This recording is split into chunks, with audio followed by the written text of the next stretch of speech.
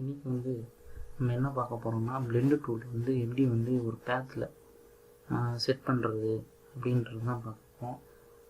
இதில் வந்து பார்த்திங்கன்னா நான் ஒன்றும் இல்லை, ஒரு கருவு வந்து போட்டிருக்கேன் பென் டூல் யூஸ் பண்ணி. ஒரு கருவு, அதுக்கப்புறம் ஒரு லைன், அதுக்கேற்ற மாதிரி இதுக்கு நேராக வர மாதிரி ஒரு லைன் போட்டிருக்கேன்.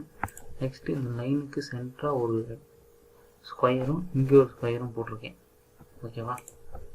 ஓகே, இந்த லைனை வந்து நான் இப்போ வந்து டிலீட் பண்ணிடுறேன். ஓகே, எதுக்கு நான் டிலீட் பண்ணுறேன் அப்படின்னா இந்த இந்த லைனுக்கு நேராக எனக்கு வந்து ஸ்கொயர் வரணும். ஸோ அதனால் இந்த லைன் வந்து நான் போட்டேன். இப்போ அது தேவையில்லை, பிளெண்டு பண்ணும்போது நம்ம இந்த 2 ரெக்டாங்கிள் தான் பிளெண்டு பண்ண போகிறோம். ஸோ அதனால் அந்த லைனை வந்து டிலீட் பண்ணிடலாம். ஓகே, இப்போ வந்து பார்த்திங்கன்னா இப்போ இந்த 2 ரெக்டாங்கிளும் நம்ம வந்து பிளெண்டு பண்ணுறோம். பிளெண்டுக்குள்ள போயிட்டு இங்கே இந்த சிம்பிள் வந்துருச்சு. ஓகே, நம்ம வந்து பிளெண்டு பண்ணிட்டோம் ரெக்டாங்கிளை. ஓகேவா? இந்த மாதிரி வந்து பிளெண்ட் ஆகிடுச்சு. மேபி உங்களுக்கு வந்து பார்த்திங்கன்னா இது நிறையா உள்ளே வந்து பார்த்திங்கன்னா நிறையா வேறு மாதிரி இங்கே எனக்கு 4 பிளெண்ட் ஆகிருக்கு. உங்களுக்கு வந்து நிறையா கசன்னு வரலாம், இப்படி வேணால் வரலாம். ஸோ இப்போ எனக்கு நான் செய்கிற மாதிரி வரல, நான் எப்படி இங்கே இருக்கிற மாதிரி வருது அப்படின்னா ஒன்றும் இல்லை, திரும்பவும் சொல்கிறேன். இப்போ வந்து நம்ம வெறும் பிளெண்டு டூல் தான் வந்து பார்த்தோம் எப்படி பண்ணுறதுன்னு சொல்லிட்டு. ஓகேவா? இப்போ நான் வந்து இதுக்கு ஒரு ஆப்ஷன் இருக்குது, நான் பண்ண மாதிரியே வரணும் அப்படின்னா ஒன்றும் இல்லை. இது வந்து பார்த்திங்கன்னா ஆப்ஜெக்ட் போய்க்கோங்க. ஆப்ஜெக்டில் பிளெண்டில் இங்கே வந்து பார்த்திங்கன்னா பிளெண்ட் ஆப்ஷன் இருக்கும். ஸோ இந்த பிளெண்ட் ஆப்ஷன் கிளிக் பண்ணிக்கோங்க. ஸ்பெசிஃபைட் ஸ்டெப்புன்னு இருக்கும். இந்த இடத்துல ஸ்பெசிஃபைட் ஸ்டெப்பு வந்து இதை வச்சுட்டு 4 கொடுத்துக்கோங்க. இந்த பேத்து கொடுத்துக்கோங்க. 4 கொடுத்துட்டு ஓகே கொடுத்துக்கோங்க. இப்போ நீங்கள் வந்து பிளெண்ட் டூலில் வந்துட்டு இந்த ரெக்டாங்கிளை செலக்ட் பண்ணிவிட்டு இங்கே வந்து செலக்ட் பண்ணும்போது உங்களுக்கு வந்து 4 பிளெண்டு டூல் 4 பிளெண்டு தான் வந்திருக்கும் ரெக்டாங்கிளில். ஓகேவா? நீங்கள் இந்த ஆப்ஷன் யூஸ் பண்ணீங்க அப்படின்னா. ஓகே, இப்போ நான் வந்து பிளெண்ட் பண்ணிட்டேன். இது வந்து பார்த்திங்கன்னா நேராக வந்து பிளெண்ட் ஆகிருக்கு. எனக்கு ஆனால் இந்த மாதிரி வந்து பிளெண்ட் ஆகணும். ஓகேவா?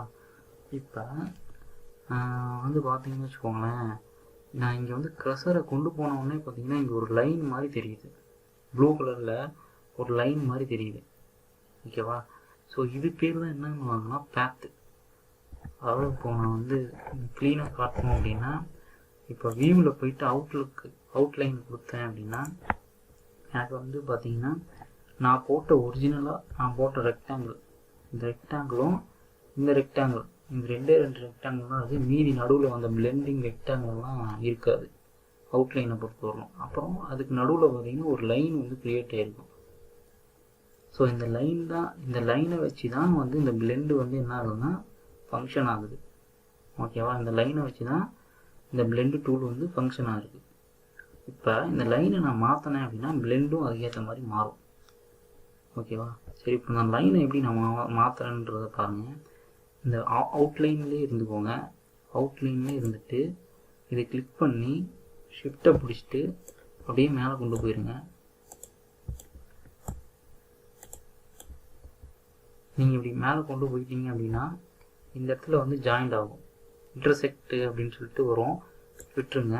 இப்போ வந்து பார்த்திங்கன்னா இந்த மாதிரி வந்து உங்களுக்கு வந்து செட் ஆயிரும் லைனு.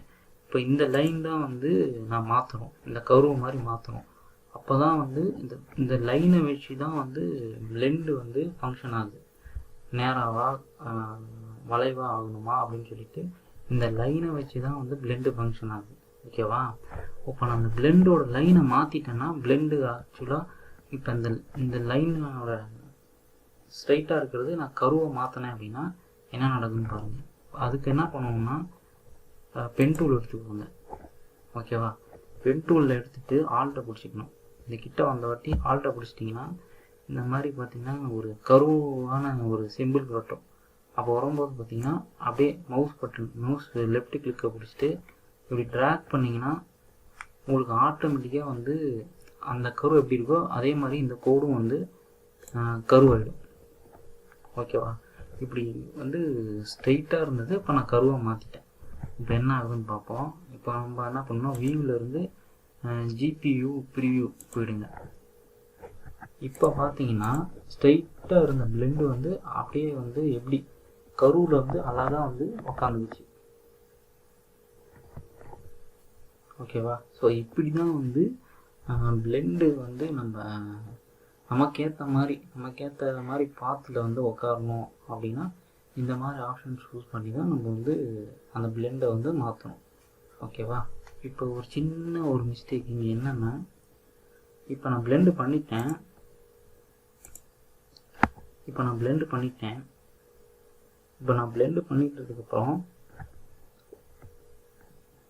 இந்த ரெக்டாங்கிள்லாம் பார்த்தீங்க அப்படின்னா ஸ்ட்ரெயிட்டாக வருது. அதாவது இப்போ நான் இந்த ஸ்ட்ரெயிட் அந்த கோடு இந்த ஸ்ட்ரெயிட்டாக இங்கேருந்து இங்கே வரலும் ஒரு கோடு வந்ததில்ல.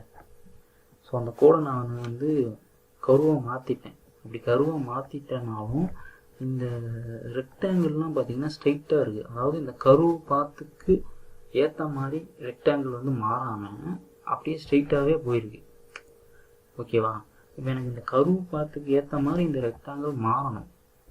அதுக்கு என்ன ஆப்ஷன் யூஸ் பண்ணுவாங்கன்னா, பிளெண்டில் போய் ஆப்ஜெக்டில் போயிட்டு பிளெண்டில் போயிட்டு பிளெண்ட் ஆப்ஷனில் போயிட்டு இந்த இது அலைன் டு பேத். ஓகேவா? இது கொடுத்தீங்க அப்படின்னா ஓகே கொடுத்தீங்கன்னா எப்படி வந்து அந்த கரு இருக்கோ அதே மாதிரி அந்த ரெக்டாங்கிளும் இங்கே வந்து மாறும். ஓகேவா? ஸோ இவ்வளோ தான் வந்து ஒரு பேத்தில் வந்து ஒரு ஆப்ஜெக்டை வந்து நம்ம பிளெண்டு பண்ணி உட்கார வைக்கிறதுக்கு இவ்வளோ ஸ்டெப்ஸ் தான். கண்டிப்பாக அது வந்து உங்களுக்கு பிடிச்சிருக்கும். இப்போ ஏதாவது வந்து டவுட் இருந்ததுன்னா நீங்கள் கண்டிப்பாக கமெண்ட்ஸில் கேட்கலாம். நெக்ஸ்ட் வீடியோவில் நம்ம இன்னும் நிறையா பிளெண்டிங் ஆப்ஷன் பற்றி பார்ப்போம். Thank you friends.